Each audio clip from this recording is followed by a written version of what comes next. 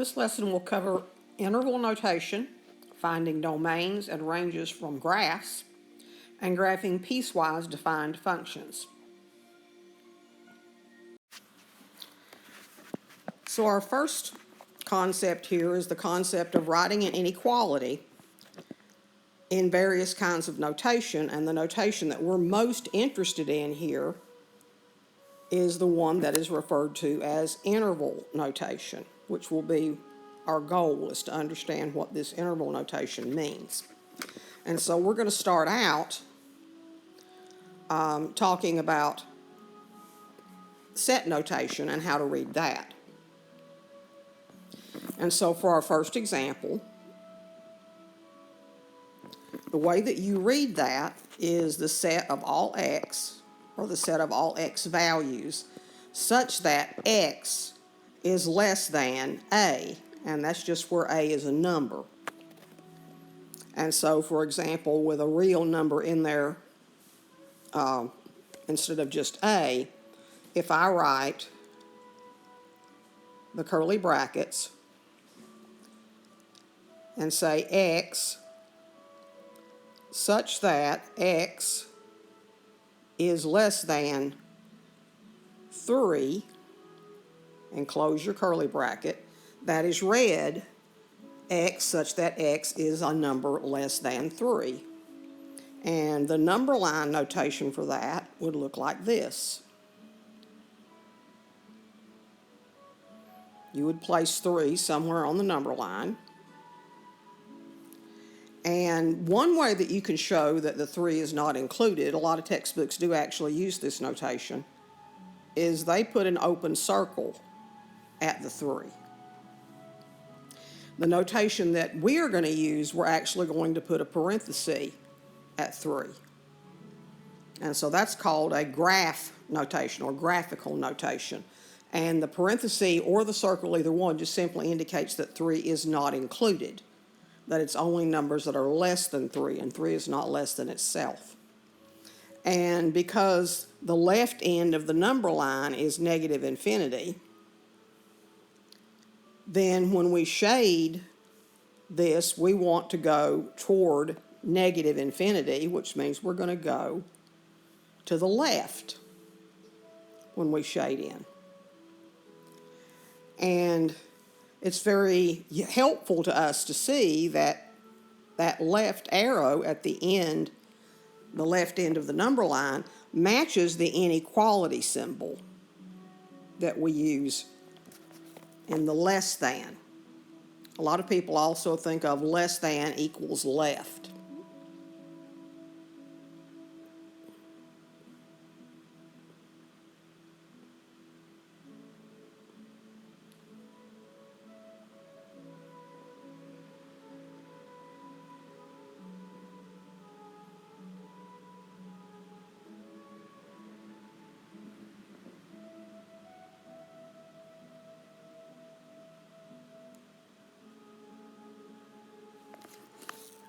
And then similarly, we're going to see that greater than means right.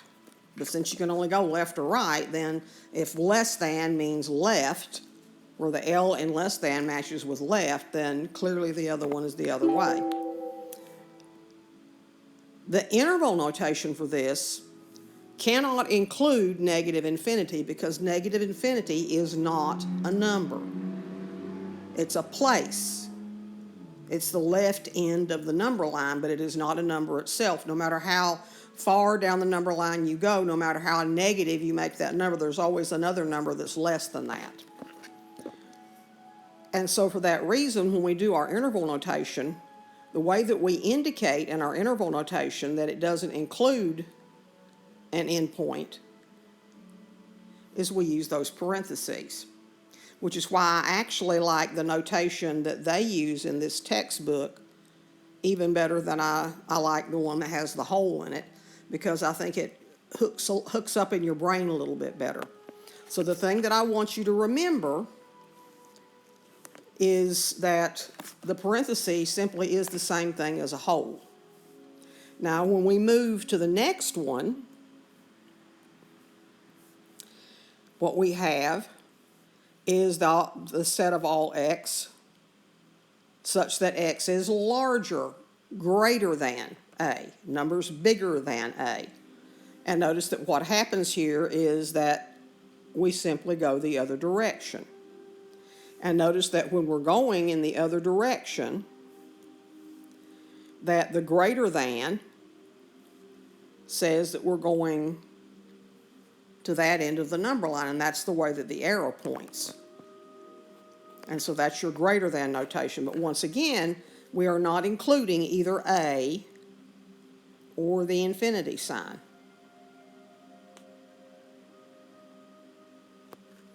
Now I'm going to skip over the next couple, and I'm going to go down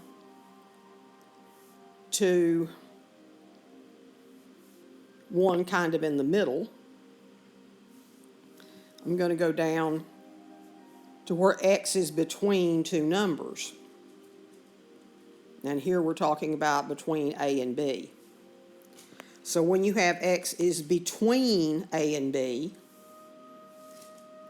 that's going to include all the numbers from a to b, but it's not going to include a, and it's not going to include b. And so that means there will be parentheses on both a and b.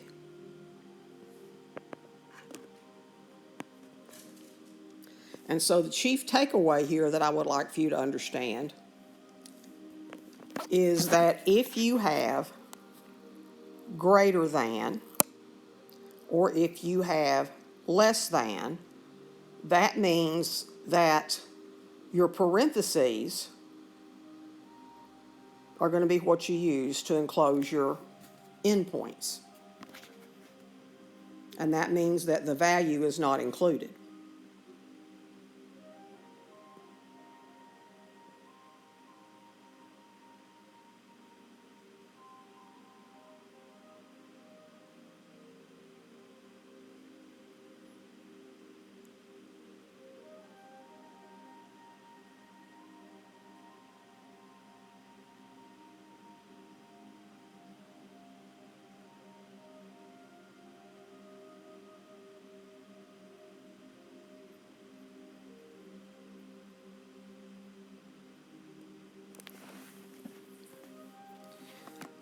Now, on the other hand,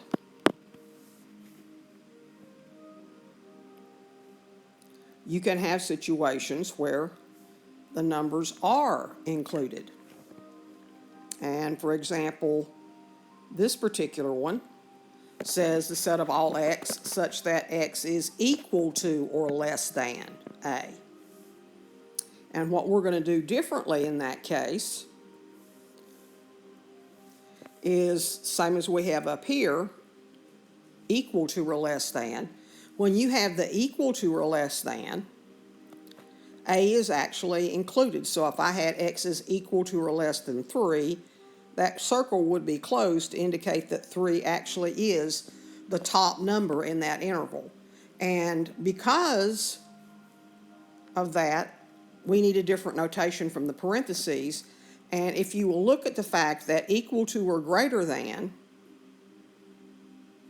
and also that equal to or less than, both actually include the equal sign, that tells you that you are going to use square brackets, because there is an equal that you can actually see in that square bracket. Just remember that if you've got equals, equals is going to show up on those brackets. And so when we do the endpoint that does include a, then we will use that square bracket. And the interval notation is going to be the same. It includes the bracket. But remember, infinity is never included, so that's still going to be a parenthesis, because infinity is not in the interval. And it works the same way if we look at the one directly underneath that. The sign is simply turned around to say that x is equal to or greater than. And what that means is that A is the beginning of the interval. And so for that reason, we're going to use that indication. And so for this example, we use the square bracket on A, but again, negative infinity or positive infinity are never included.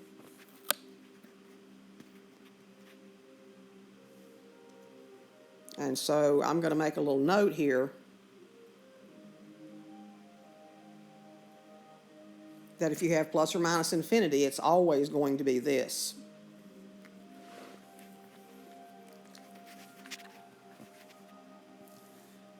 And then our next example is very similar to the one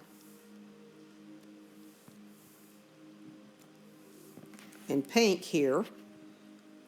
Set up all x such that x, or that A is equal to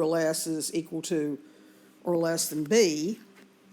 Actually, the way I read that is the set of all x such that x is between A and B, because it is literally between A and B. And then I use the word inclusive. And so what's happening here is that A and B are included, which I indicate with the brackets. And the way that this is different from the one just above it is that both of the endpoints are included, and so they both have square brackets. Now, it's possible to have an interval where one end is open and the other is closed. And our first example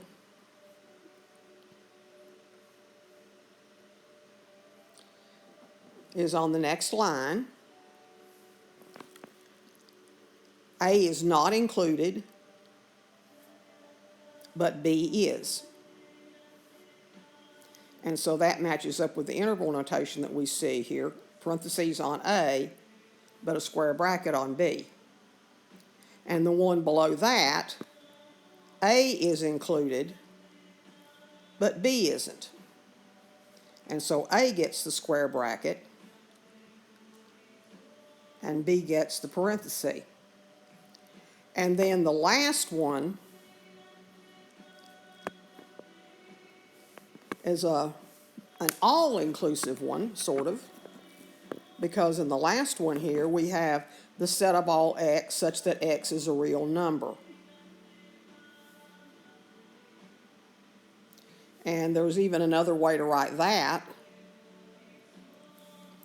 That is also written that, you'll see this in other books and by other authors, the set of all x such that x is an element of the real numbers. So some authors would write it that way, but it just simply means all real numbers. And that's the whole entire number line that you see here.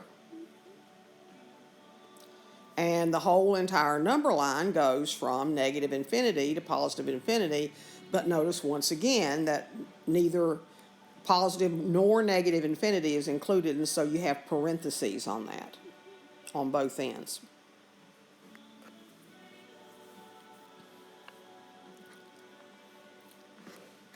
So we'll move on to the next part, the next page of the lesson.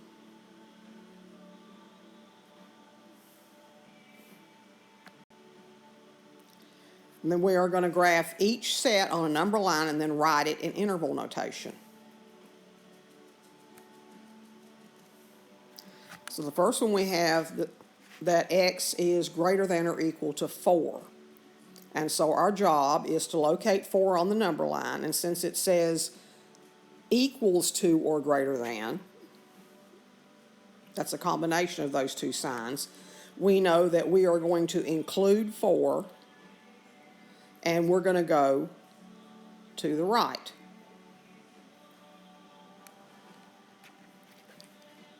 The next one does not include the equal sign, and it says x is less than negative 3. And so we're not going to include negative 3. And our less than sign tells us that we are going to go to the left. And our third example says x is between +1 and +4. But notice that there is a less than, so the 1 is not going to be included, and so we're going to use parentheses on it. But there is an equal to or less than for the 4, and so we are going to include the 4. And then because x is literally between those two numbers, we take all the numbers that are in between there.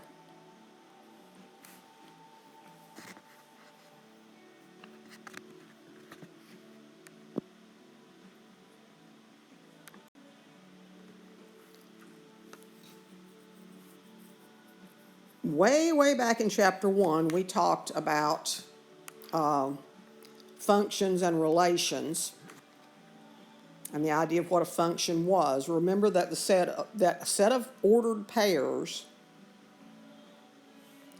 is called a relation because there's a relationship between the two pairs. We usually think of those pairs as being x, y. The domain is the set of the x coordinates of the ordered pairs. Now, I don't want you to remember that it is strictly x, because we have functions that are functions that use different variables from x and y. You'll see s and t and p and q and all kinds of variables used. So don't just memorize that it's x. The thing to remember is that it is the first coordinate, or the first of the ordered pairs. And so in describing the ordered pairs, your first is your domain value. Okay? The range is going to be not just memorize that it's the y coordinates, but keep in mind that it is going to be the second coordinate.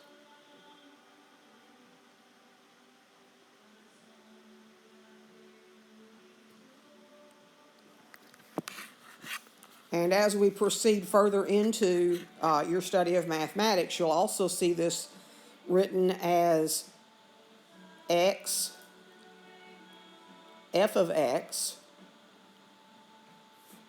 where this is your domain and this is your range. And f of x is a special kind of relation that says that for certain the relationship between these two is a function.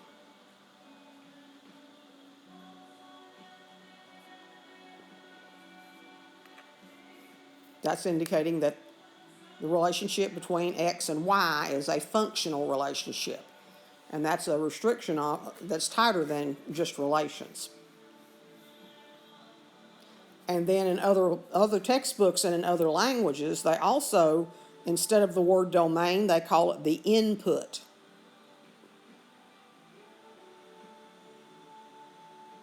The input for the function.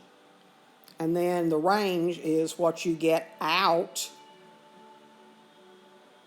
if you put in the x value. What you get out is the y value. And so the range is referred to as the output value.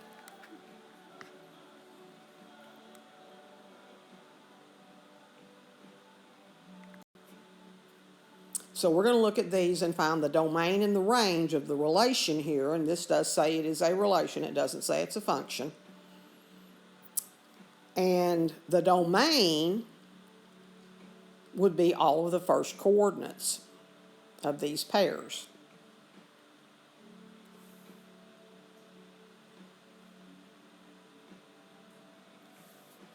And so the domain would be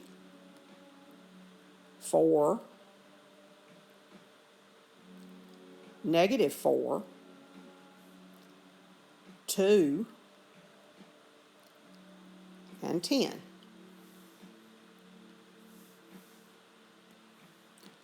The range, on the other hand, would be the second coordinate, which would be 9, And 9 actually shows up twice, but we only need to write it down once. And then 3. And then -5.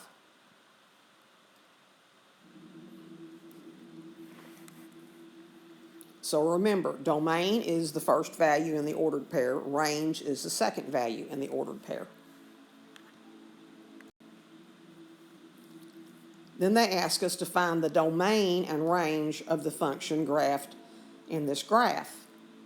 Now, we don't have the equation. All we have is the graph, but we know enough to know how to get some information to write domain and range even without the equation.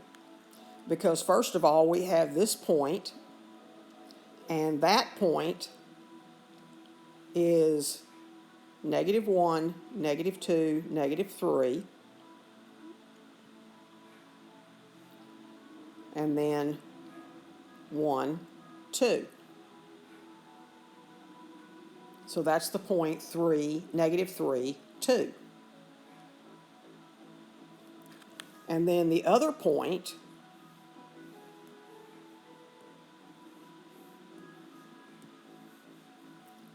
is 1, 2, 3, 4.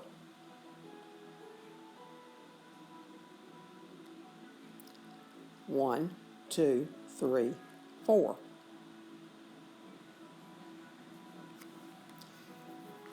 So our domain, and notice that those points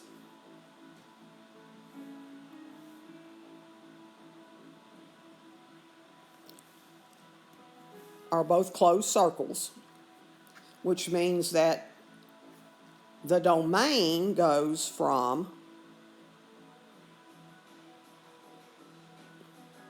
here to here. And it includes those.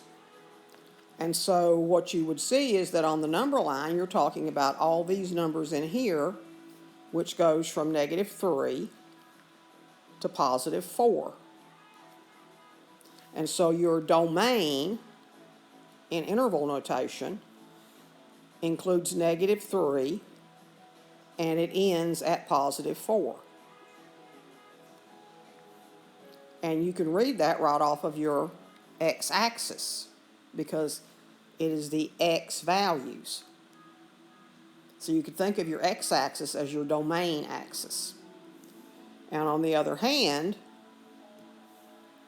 the range goes from all the way down here, and it includes, because that point is closed and that point is closed, it includes that number, and it includes this number and everything in between.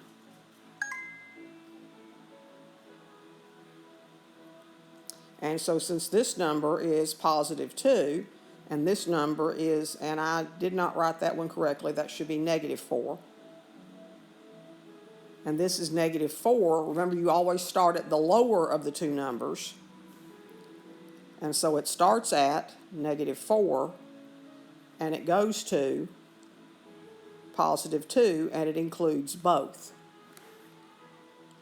And you could think of your y-axis as your range axis.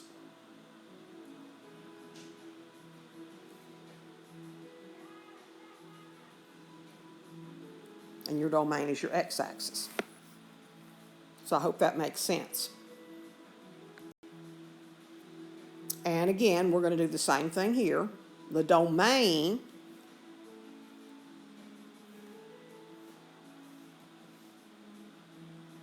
notice that your domain, that this function goes on forever, which means that its values continue up and out forever. Okay? And so for that reason, it's going to be the entire x-axis. And so your domain goes from -infinity to positive infinity. And you don't have to write the positive, but you can. Now the range, on the other hand, we need to remember is the numbers that are allowed to be in your y position. And I want you to notice here that, yes, it does go up forever, but there is a bottom on this graph. There is a bottom. And that bottom is at this point, -2. And so your range is going to begin at -2 and continue to positive infinity.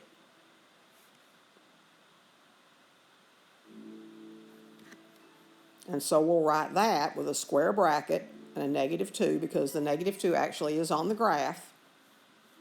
It is the y coordinate of the point 2, -2.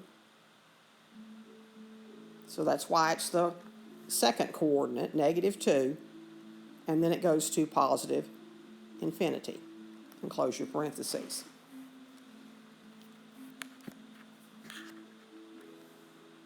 So remember, once again, domain is your x's, range is your y's. Domain is the first number, range is the second number.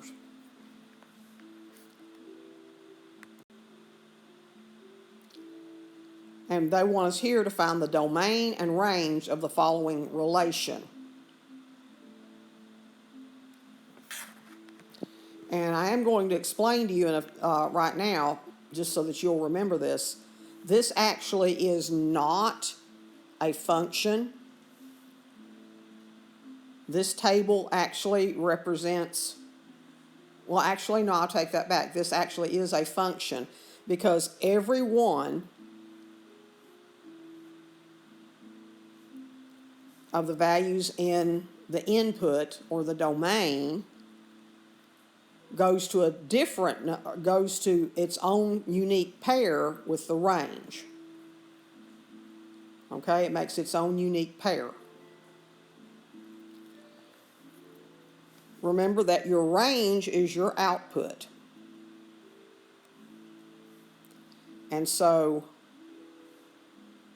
your range then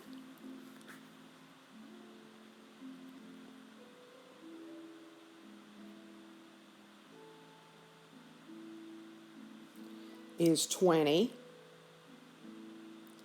15, 10, and 7.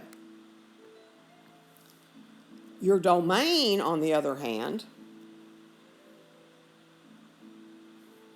is your input. And it's not a number, it's an animal, and that's okay. And so your domain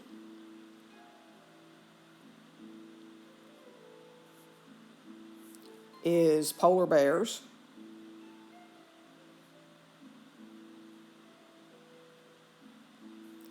cow, chimpanzee, giraffe,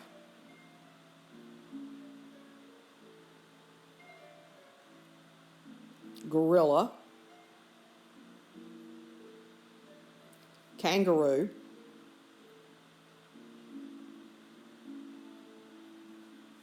and red fox.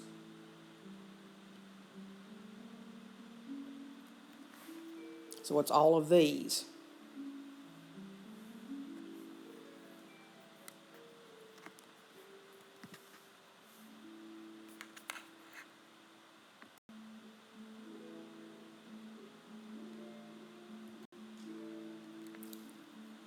So here's an example of one where we're actually given a function, f of x, and f of x is called a piecewise function. And in this piecewise function, what you need to understand is that x, the first rule applies when x is equal to or less than 0. So if x is 0, we have 3 times 0 minus 2.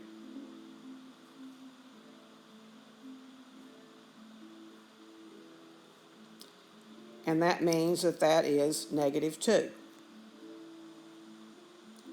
And if x is -1, then it's 3 times -1 minus 2. And that will be -3 minus 2, which is -5. And if it is -2, we have 3 times -2 minus 2, which is -6 minus 2, which is -8. And then for values that are greater than 0, but not including 0, then f of 1 is going to be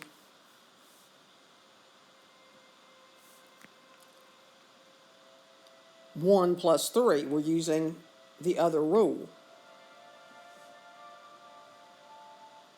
And that's going to be 4. And if it's 2, then it's 2 plus 3. And that gives us 5. And if it's 3, it's 3 plus 3. And that gives us 6. So we need to remember those pairs. So I want you to take a moment and write them down before I continue.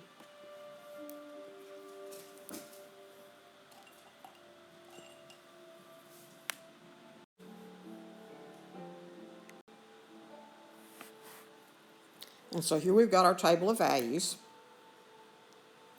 And remembering that this is the graph of the piecewise function.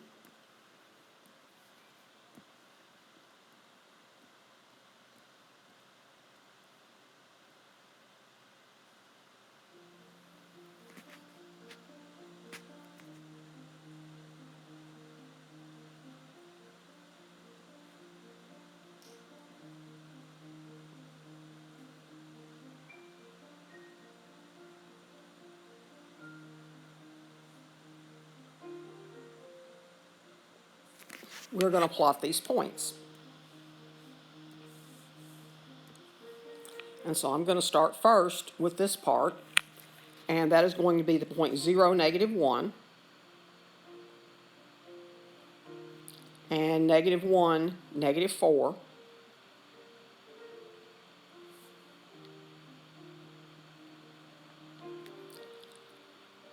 and -2, -7.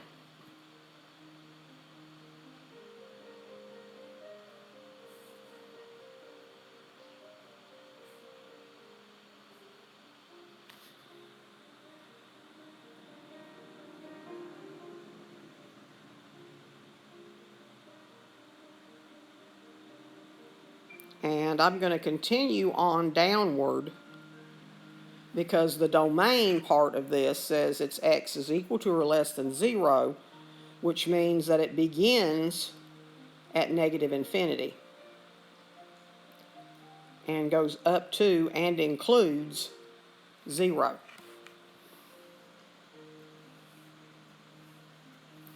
And then for the other function, I've got x plus 3, which is this bottom table. And this is for all numbers that begin at 0 and goes to positive infinity.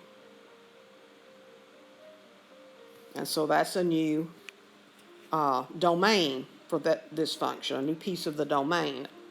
These are called domain restrictions. And the points we have are 1, 4,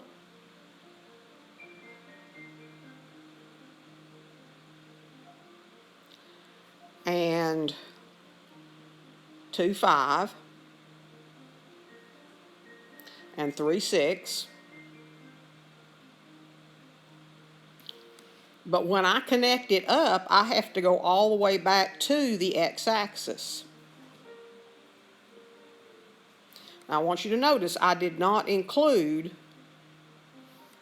the point 0, 3. It doesn't include 0, 3. Because if 0 is in the domain, it follows the other rule. And so when I'm drawing a graph like that, what I have to put there is called a hole in the function.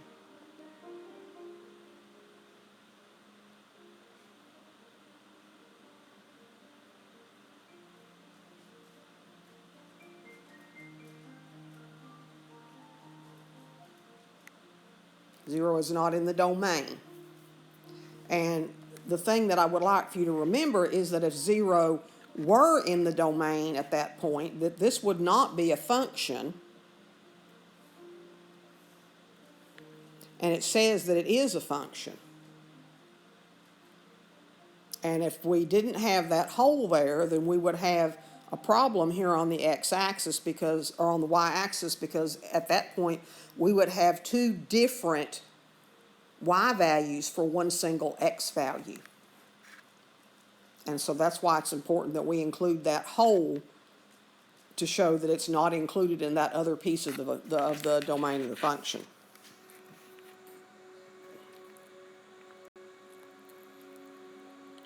Now, you can graph functions that are piecewise defined on your calculator. And this is how you do it. Same function. What you do is you press second mode,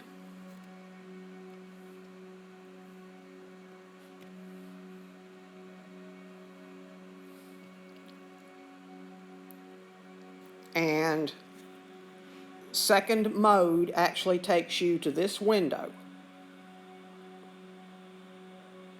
And what you're going to want to do is you want to come down here to where your calculator starts out saying connected. And you change that to dot mode. That's the only change you make. You take your arrow key and you put it on dot and press enter. Then you press your y equals.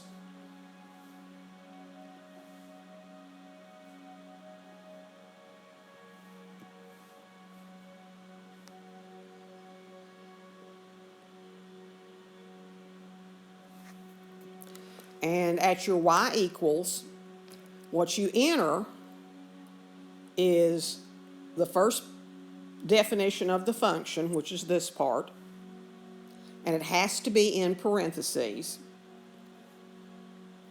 And then open up a new set of parentheses and put in your domain restriction. This is your restriction. And that's given to you there. Now, if you need to know where to find those inequality signs, you press the second math menu and choose test. So that's second math.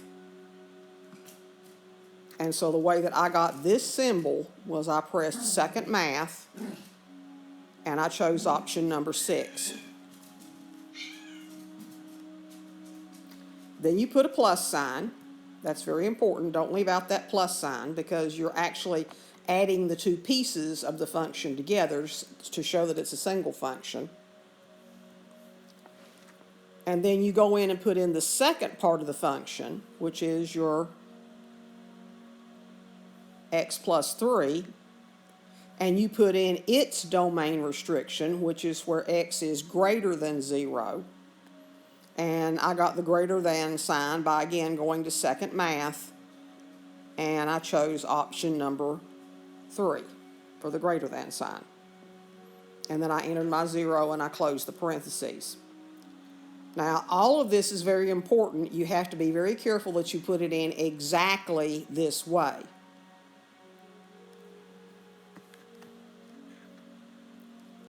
And when you do that, you're actually going to see this. And this is very much similar to the graph that we drew a few minutes ago. And so we see here that we graphed it correctly. And what you would see if you traced, if you ask it to find you on, if you do the second trace menu, that takes you to something called calc. And option number 1 on calc is value. And you can actually build a table of values from that. And if you tell it that to let x be 0, just by typing in the number 0, it will come right here and tell you what the value of that point is. And even if you press your up arrow trying to go to the other one, it just sits there and it leaves the Y blank.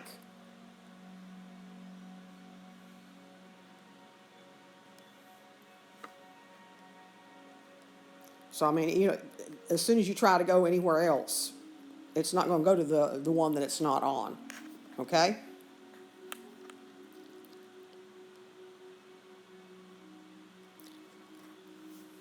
And so there are your examples. You don't have to use the calculator to graph it, but you can. It's probably good to use the calculator to get your table of values, though. And always remember, closed circle means the number is included. Open circle on the graph means that it is not included. So that concludes your lesson. Let me know if you have questions.